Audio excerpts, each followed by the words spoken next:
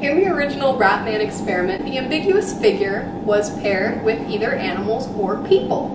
Depending on what it was paired with, people perceived different things. If it was paired with the people perceived the figure as a man. If it was paired with animals, people perceived it as a rat. Today, I'm going to be doing a similar experiment using cat ears to see if people in Waco will perceive the figure as an animal based off of my cat ears priming stimulus. So let's go. When you see this picture, what do you see?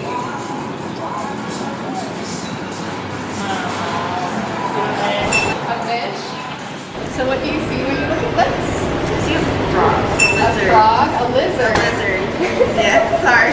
Thank you. Okay, when you see this picture, what do you see?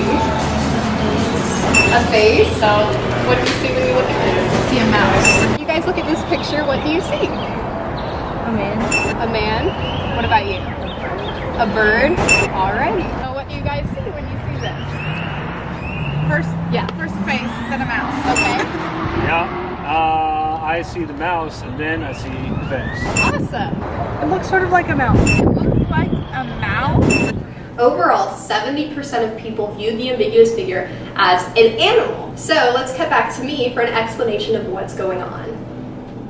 When we perceive the world, we use something called top-down processing, where we use our preconceived knowledge and expectations to shape our perception of reality. So, in this case, I used cat ears to influence people to associate the ambiguous figure with an animal. Seeing me with cat ears, they use their preconceived knowledge about me, aka she's wearing cat ears, to shape their perception of the man. With this ambiguous stimulus, lots of people saw neither a rat or a man, but some type of other animal like a fish or a frog. And although I have trouble picturing those things, I would say the experiment still worked, as me wearing cat ears still influenced people to perceive an animal on here. One girl identified the picture as a fish, and although I might not necessarily see a fish, her identifying it as a fish and me wearing cat ears show a kind of relation. Without top-down processing, we have a difficult time identifying all the things around us. For instance, sometimes we receive sensory information that we may not understand. For instance, you may see something far in the distance that you can't quite clearly make out. However, with top-down processing, you can use your cognition, what you know about past experiences, to infer what that thing may be. So top-down processing can do more for us than just identify whether this is a rat or a man. We use top-down processing almost every day in our environments. For instance, if we see something that we can't quite identify, we use our previous knowledge to help us identify it. For instance, if you see something long and thin in the grass, you're more likely to identify that as a hose or a snake rather than a piece of yarn or a ribbon. Another example of top-down processing that we use every day involves reading.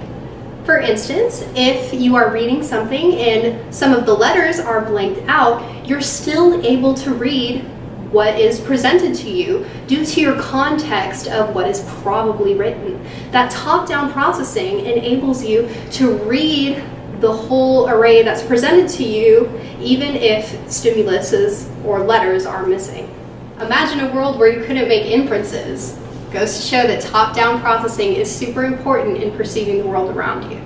Another thing I talked about in the beginning of this video is priming. Priming is influencing the brain to think a certain way.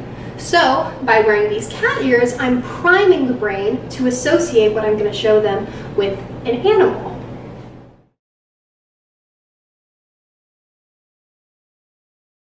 Just a thing to say about the experiment. I interviewed a couple of people together, which introduces bias, and I might have interviewed people who already know about the Ratman project, which could influence the results. Although this experiment was not a clean experiment and didn't have a solid control, it still shows a significant statistical outcome with 70% of people identifying the ambiguous stimulus as an animal.